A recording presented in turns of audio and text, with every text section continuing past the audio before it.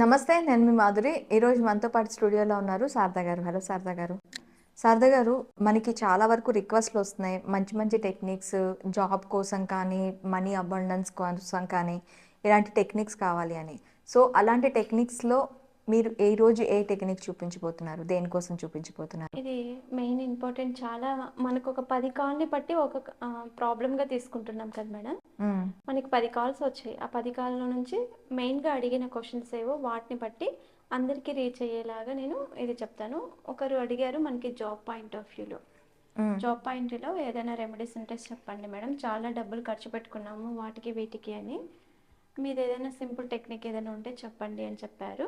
వాళ్ళ పేరు మనం చెప్పుకోవడం అవసరం లేదు కాబట్టి, అందరూ ఎవరు చూసినా వాళ్ళకి రీచ్ అవ్వాలి కాబట్టి, ఎవరైనా జాబ్ నవేడేస్ అందరికీ ముఖ్యమే.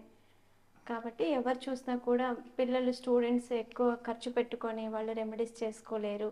కాబట్టి ఇంట్లోనే సింపుల్గా చేసుకునే ఇలాంటి రెమెడీస్ మనం ఒకటి చూపిద్దాం. ఇది ఎల్లో పేపర్ టెక్నిక్ ద్వారా చూపిద్దాం మేడం. ఎల్లో పేపర్ని ఎందుకు వాడాలి అని అంటే, ఎప్పుడైతే మనకు ధనం కానీ ఆర్థిక సమస్యలు కానీ ఆర్థిక ఇబ్బందులు కానీ లేకపోతే ఎటువంటి ఆరోగ్యపరమైనటువంటి సమస్యలు రావాలి అన్నా కూడా గురుబలం అనేది మెయిన్ ఇంపార్టెంట్. ఇప్పుడు మనకు ఈ 5 చేతుల్లోనూ బలాలు ఉంటాయి మనకి. హ్మ్. ఇప్పుడు మనము చెప్పాలి అంటే శనీశ్వరుడు మనకు ఒక వేలులో ఉంటుంది. ఆ వేలు ఎవరికి చూపించకూడదు అని అంటాం. ఆ శనీశ్వరుడు ఏళ్ళు ప్రతిసారి చూపించి మనం ఒక మాట మాట్లాడామనుకో, అది మనకు ఒకవేళ ఇలా చూపించిన వేలు ఇలా కూడా చూపిస్తుంది కదా, అది మనకు కూడా జరుగుతుంది అని అర్థం. కాబట్టి మనం శనీశ్వరుడి ఏళ్ళు చూపించకూడదు. ఎవరికైతే శని బలం తక్కువగా ఉంటుందో వాళ్ళకు ఉద్యోగాలు రావడం చాలా కష్టం అవుతుంది. ఎలిమినాటి శని ఇలాంటి శని ప్రభావం చాలా ఎక్కువ ఎఫెక్ట్ ఇస్తూ ఉంటుంది. వాళ్ళకు తొందరగా ఏ వర్క్లు అవ్వవు, జాబ్స్ రావు, ఫైనాన్షియల్ ప్రాబ్లం ఉంటుంది, చాలా ఇబ్బంది పడుతూ ఉంటారు. మనకి గురుస్థానం ఉంటుంది. గురుస్థానం అనేది మనం ఎప్పుడూ యాక్టివేట్గా ఉంచుకోవాలి. ఎప్పుడైతే మన గురుస్థానం లో అవుతుందో మనకు ఫైనాన్షియల్ స్టేటస్ బాగుండదు, హెల్త్ ఇష్యూస్ వస్తూ ఉంటాయి, జాబ్ పరమైన ప్రాబ్లమ్స్ కూడా వస్తాయి. ఒకవేళ జాబ్ వచ్చినా కూడా ఎక్కువ రోజులు నిలబడదన్నమాట. అలాంటి ప్రాబ్లమ్స్ ఉన్న వాళ్ళు ఈ ఎల్లో పేపర్ టెక్నిక్స్ చేసుకున్నారనుకోండి, వాళ్ళకు సూర్యనాడి యాక్టివేట్ అవుతుంది. ఎప్పుడైతే సూర్యనాడి యాక్టివేట్ అయ్యింది అనుకోండి, మనకు ఆ సూర్యనాడి ద్వారా మనకు అన్నీ సమకూరుతాయి. హ్మ్. సూర్యనాడి గురుస్థానం ఎప్పుడు యాక్టివేట్గా ఉండాలి. మనకు కుజస్థానం కూడా యాక్టివేట్ ఉండాలి. కుజస్థానం యాక్టివేట్ లేకపోయింది అనుకోండి, ఉద్యోగంలో ప్రాబ్లం. ఒకవేళ ఉద్యోగం వచ్చినా అది ఆగదు. ఒకవేళ మళ్ళీ మళ్ళీ వెతుక్కోవాల్సి ఉంటుంది. ఒక జాబ్ని ఎన్నిసార్లు వెతుక్కుంటాం? ఏదైనా ఒకటి స్టెబుల్గా ఉండాలి అని కోరుకుంటాం కదా, అలా స్టెబుల్గా ఉండాలి, ఉన్న ఉద్యోగమైనా మాకు స్టెబుల్గా ఉండాలి అనుకున్న వాళ్ళకి ఈ రెమెడీ ఉపయోగపడుతుంది. ఉద్యోగం రాని వాళ్ళకి కూడా ఈ రెమెడీ బాగా యూజ్ అవుతుంది. ఇది జస్ట్ సింపుల్ టెక్నిక్. మనందరి ఇంట్లోనూ ఇలా వైట్ పేపర్ ఉంటుంది. ఒక వైట్ పేపర్ తీసుకోవాలి, దీన్ని వాటర్తో తడపాలి. కొంచెం వాటర్ వేసి ఇలా దీన్ని తడుపుకోవాలి. చాలామంది అడిగారు, ఎల్లో పేపర్ ఎలా తయారు చేసుకోవాలి మేడం? ఎల్లో పేపర్ తయారు చేసుకోవడం చాలాసార్లు చూపించాం కూడా మనము. వాళ్ళ కోసం ఇంకొకసారి కూడా చూపిద్దాం. ఇలా మన ఇంట్లో పసుపు ఉంటుంది కదా, మన ఇంట్లో వాడే పసుపే, మళ్ళీ పూజలో వాడే పసుపు అలాంటివి ఏమీ అవసరం లేదు మనకు. ఇలా అంత పేపర్ మొత్తం రాసుకోవాలి. ఇది చేసుకోవడం కూడా తెలియట్లేదు మేడం అని వాళ్ళు కామెంట్ పెడుతుంటే, నాకు సరే ఈసారి చేసి చూపిద్దాము, కొంచెం ఓపిక్గా చూపిస్తే అయిపోతుంది కదా. పాపం నవేడేస్ పిల్లలకి తెలుగులో ఎల్లో ఎల్లో కలర్ అంటే కూడా తెలియట్లేదు మేడం. టర్మరిక్ పౌడర్ అంటేనే తెలుస్తుంది. ఇంగ్లీష్ మీడియం కదా అందరు పిల్లలు కూడా, వాళ్ళది కూడా మిస్టేక్ లేదు పాపము. మనం తెలుగులో చెప్పేది పిల్లలు కూడా వాళ్ళు వింటున్నారు, వాళ్ళకి అర్థం అవుతుంది, మళ్ళీ మనల్ని క్వశ్చన్ చేస్తున్నారంటే మనకు కూడా కొంచెం సంతోషం అని అనిపిస్తుంది. పాపం నిజమే, ఇంగ్లీష్ మీడియం పిల్లలకి ఎల్లో పేపర్ అంటే పాపం తెలియట్లేదు. టర్మరిక్ పౌడర్తో చేసే పేపర్ని ఎల్లో పేపర్ అన్నామనేది మనం కూడా ఎక్స్ప్లెనేషన్ చేయాల్సింది. కాబట్టి వాళ్ళ కోసం ఇదిగోండి. ఎవరికి ఎల్లో పేపర్ చేసుకోవడం తెలియలేదో పాపం పెద్దవాళ్ళకి తెలుస్తుంది, కానీ పిల్లలకి తెలియదు కదా. ఇలా ఎల్లో పేపర్ మనం తయారు చేసుకోవాలి. ఇది ఇప్పుడు వెంటనే రాస్తే రాయదు మేడం, పడదు మనకు. ఇది ఆరాలి. ఒక 10 to 15 మినిట్స్ పడుతుంది ఇది ఆరటానికి. అంతవరకు మనకు టైం ఉండదు కాబట్టి వీడియో చేయడానికి దీని మీద ఇలానే రాసేస్తాను. ఇది ఎవరైనా చేసేవాళ్ళు బాగా ఆరిన తర్వాత వాళ్ళ సంకల్పం, ఉద్యోగపరమైనటువంటి సంకల్పం ఏమైతే ఉందో అది చెయ్యండి. 99.9% గవర్నమెంట్ జాబ్కే ప్రిఫరెన్స్ ఇవ్వాలి. ఎందుకంటే బీటెక్ అవ్వడానికి మనకు బీటెక్ కానివ్వండి, డిగ్రీ కానివ్వండి, ఏదైనా కానీ ఎంబీబీఎస్ కానివ్వండి, మ్మ్. ఫస్ట్ అవుతుంది ఒక 25 ఇయర్స్లో మన ఎడ్యుకేషన్ 100% అయిపోతుంది.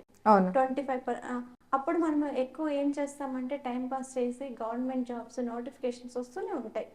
5 ఇయర్స్కి ఒకసారైనా నోటిఫికేషన్ వస్తుంది, కానీ ఆ నోటిఫికేషన్ అప్లై చేస్తారు, ఉన్న టైం అంతా వేస్ట్ చేసేస్తారు, ఫోకస్ చేయరు. అది రాకపోతే ప్రైవేట్లో జాయిన్ అవుతారు. ప్రైవేట్లో ఉద్యోగాలు ఈరోజు ఉంటాయి, రేపు ఉండవు, ఊడిపోతూ ఉంటాయి. అలాంటి వాటికి మాత్రం ఎక్కువగా ప్రిఫరెన్స్ ఇవ్వకుండా ఫస్ట్ మన ఏజ్ లిమిట్ ఎంతవరకు ఉంది, మ్మ్. మన ఏజ్ లిమిట్ ఎంతవరకు ఉందో అది చూసుకొని ఆ ఏజ్ లిమిట్ వరకు కూడా మనము గవర్నమెంట్ జాబ్ తెచ్చుకోవడానికి ట్రై చేయాలి 99.9%. ఎందుకంటే అది మనకు సేఫ్టీ కాబట్టి. గవర్నమెంట్ అలా గవర్నమెంట్ వద్దు మాకు ప్రైవేటే కావాలి అనుకున్న వాళ్ళు కూడా చేసుకోవచ్చు. ఇలా ఓకే. మనకు పేపర్ ఇప్పుడు ఆరిపోయింది కదా మేడం, దీని మీద వాళ్ళ సంకల్పం, ఫర్ ఎగ్జాంపుల్ గవర్నమెంట్ జాబ్ గురించి వాళ్ళ గోత్రనామాలతో సహా రాసుకోవాలి. ఫస్ట్ ఇక్కడ వాళ్ళ సంకల్పం రాసుకోవాలి. వాళ్ళ జాబ్ పాయింట్ ఆఫ్ వ్యూలో చేస్తున్నారు కదా, వాళ్ళ సంకల్పం ఇక్కడ ఎల్లో పేపర్ మీద రాసుకోవాలి. అదే ఎల్లో పేపర్ వెనక వైపు వాళ్ళ గోత్రనామం రాసుకోవాలి. అంటే శారద అంటే ఎంతోమంది శారదాలు ఉంటారు. మ్మ్. పలానా ఇప్పుడు మనం టెంపుల్లోకి వెళ్ళిన గోత్రనామాలతో సహా చెప్పితేనే పలానా గోత్రం వాళ్ళు అని తెలుస్తుంది మనకి. దేవునికి కూడా ఒక గోత్రం ఉంది, శివ గోత్రం అని ఇలా ఉంటుంది కదా, అలా మనకు కూడా ఒక గోత్రం ఉంటుంది. ఆ గోత్రంతో సహా మనం పేపర్ వెనక రాసుకోవాలి. మన సంకల్పం ఏదైతే ఉందో అది ఎల్లో పేపర్ మీద మాత్రమే రాసుకోవాలి. మన గోత్రనామాలు ఏవైతే ఉన్నాయో ఎవరు చేస్తున్నారో వాళ్ళు మాత్రం పేపర్ వెనక వైపు రాసుకోవాలి. నేను ఇక్కడ రాసి చూపిస్తాను. అంటే ఇది ఎగ్జాంపుల్గా నేను రాశాను, వేరే వాళ్ళది రాయడం మనకు అనవసరం అని నాది నేనే రాశాను. ఫర్ ఎగ్జాంపుల్ గవర్నమెంట్ జాబ్, ఇప్పుడు నేను డేట్ వేసుకున్నాను 29/12/2024లో రావాలి అని. ఎగ్జాంపుల్ చూపిస్తున్నాను, మీకు ఏ డేట్లో కావాలి, ఎప్పుడు కావాలి అనేది, ఏ ఇయర్లో కావాలి అనేది కూడా మీరు మెన్షన్ చేసుకోవాలి. ఏదైనా మనం విష్ కోరేటప్పుడు క్లారిటీ ఉండాలి.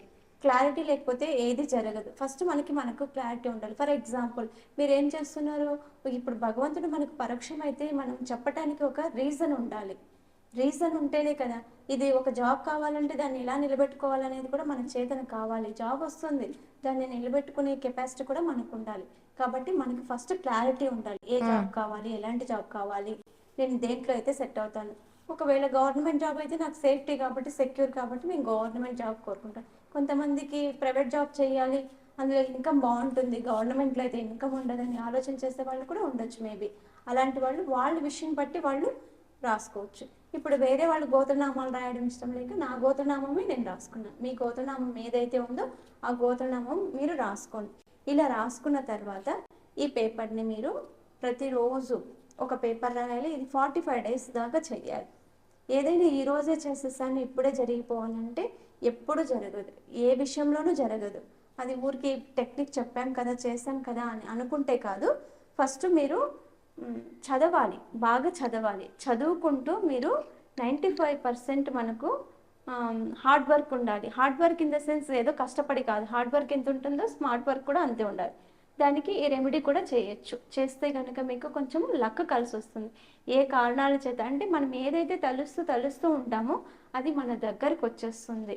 ఈ ప్రతిరోజు మనం జాబ్ కావాలని రాస్తున్నాం కదా, మన కాన్షియస్ మైండ్ నుంచి సబ్ కాన్షియస్ మైండ్ దాన్ని స్టోర్ చేసుకొని అది జరిగేలాగా చేస్తుంది. ఏదో విశ్వంలో నుంచి కోసుకొచ్చి జాబ్ ఏమి ఇచ్చేయదు. మనం కష్టపడుతున్నాం, చదువుతున్నాం, ప్రతిరోజు ఇది రాస్తున్నాం అంటే ఇది రాయడం ద్వారా మన గోల్ అనేది మనల్ని పదే పదే చెప్పుకుంటున్నాం. కాబట్టి మన ఆలోచనలన్నీ మనము, ఇప్పుడు ఒక చిప్ ఉందనుకోండి, ఆ చిప్లో మనం ఏ మెమొరీ పెడితే అది ఫుల్ అవుతుంది, దాని అవుట్పుట్ ఏది తీస్తే అదే వచ్చేస్తుంది కదా. అలానే మన మైండ్లో మనము ఇన్సర్ట్ చేసుకోవాలి, మన థాట్స్ ఏమున్నాయి, మన గోల్ ఏముంది అనేది. ఇది ఈ రకంగా మనం దాన్ని ఫుల్ చేసుకోవాలి. గవర్నమెంట్ జాబ్ అనేది ఫిల్ చేసుకోవాలి. ఫిల్ చేసుకుంటేనే కదా అది మనకు తెలుస్తుంది, ఈ కాన్సెప్ట్ అనేది తెలుస్తుంది. అలా చేసుకొని మీరు ఇలా పేపర్ తయారు చేసుకొని ప్రతిరోజు 45 డేస్ కాల్ చేయాలి. ప్రతిరోజు రాయాలి, 45 డేస్ కాల్ చేసేయాలి. ఇలా చేస్తూ ఉండండి. ఖచ్చితంగా 1 ఇయర్లో ఏదో ఒక రోజు 100% మీరు కోరుకున్న జాబ్ 100% వస్తుంది. 45 డేస్ కంటిన్యూస్గా చేయాలి. ఈరోజు చేశాను మేడం, రేపు మర్చిపోయాను మేడం, ఎల్లుండి ఈరోజు ఒక టైంకి 12 o'clockకి నేను లంచ్ చేశాను అనుకోండి, రేపు కూడా 12కే చేయాలి, ఎల్లుండి కూడా 12కే చేయాలి. ప్రతిరోజు నేను 12కే చేశాను అనుకోండి, ఆ టయానికి కరెక్ట్గా నాకు ఆకలి వేస్తుంది. ఈరోజు నేను 12కి చేసి రేపు 1కి చేసి నా షెడ్యూల్లో బిజీగా ఉండి నేను చేస్తున్నా, నువ్వు ఎంత షెడ్యూల్లో బిజీగా ఉన్నా 12కి ఆకలి వేస్తుంది. మీరు స్కిప్ చేస్తారు దాన్ని, 1కో 2కో మీ అనుగుణంగా మీరు దాన్ని జంప్ చేస్తారు. అది అప్పుడు మన మిస్టేక్ అవుతుంది. కానీ రాయడం కూడా మనము ఒకే టయానికే రాయాలి, ఒకే టయానికే కాల్చాలి, దాని మీద కరెక్ట్గా కాన్సన్ట్రేట్ చేయాలి. అలా చేయకోకుండా ఈరోజు 10కి రాసి రేపు 1 గంటకు రాసి ఎల్లుండి 3 గంటలకు రాశారనుకోండి, వర్కౌట్. ప్లేస్ కూడా చేంజ్ అవ్వకూడదు. మన ఓకే. థాట్స్ ఎలా చేంజ్ అవ్వకూడదు, ప్లేస్ కూడా ఈరోజు ఇక్కడ రాస్తే ఇక్కడే రాయాలి, ప్రతిరోజు నేను 45 డేస్ ఇక్కడే రాయాలి అంటే స్థాన బలం ఉంటుంది. ప్రతి ఒక్కరికి ఒక స్థాన బలం ఉంటుంది, మనకు కూడా ఒక స్థాన బలం ఉంటుంది. ఎక్కడైతే కూర్చొని, ఎందుకు దేవాలయంలో శివ ప్రతిష్ఠ అక్కడే చేయాలి, మన ఇంట్లో చేసుకుంటే ఒప్పుకోరు కదా. ఎక్కడ చేయాల్సింది అక్కడే చేయాలి. కాబట్టి మీరు ఏ ప్లేస్లో కూర్చొని చేస్తారో అదే ప్లేస్లో 45 డేస్ కూడా ఇలానే చేయండి. ఖచ్చితంగా నమ్మకంతో చేయండి. 1 ఇయర్ లోపల మీరు అనుకున్న జాబ్ ఖచ్చితంగా వస్తుంది. అదాన్ని చదువుకోకుండా ఉండకండి, చదవాలి. మనం ఎగ్జామ్స్, కాంపిటేటివ్ ఎగ్జామ్ వరల్డ్లో ఏముంది, పేపర్ ఎలా వస్తుంది, టఫ్గా వస్తుందా, ఈజీగా వస్తుందా, ఎక్కడి నుంచి క్వశ్చన్స్ వస్తున్నాయి, మనకు ఏ సబ్జెక్ట్ నుంచి ఎక్కువ క్వశ్చన్స్ వస్తున్నాయి, అర్థమెటిక్గా, రీజనింగ్గా, ఫిజిక్సా, కెమిస్ట్రీ, అన్ని అవగాహనతోటి చదివి మీరు ఈ టెక్నిక్ని ఫాలో అవ్వండి, ఖచ్చితంగా సక్సెస్ అవుతుంది. ఓకే శారదా గారు, థ్యాంక్ యూ అండి, థ్యాంక్ యూ వెరీ మచ్.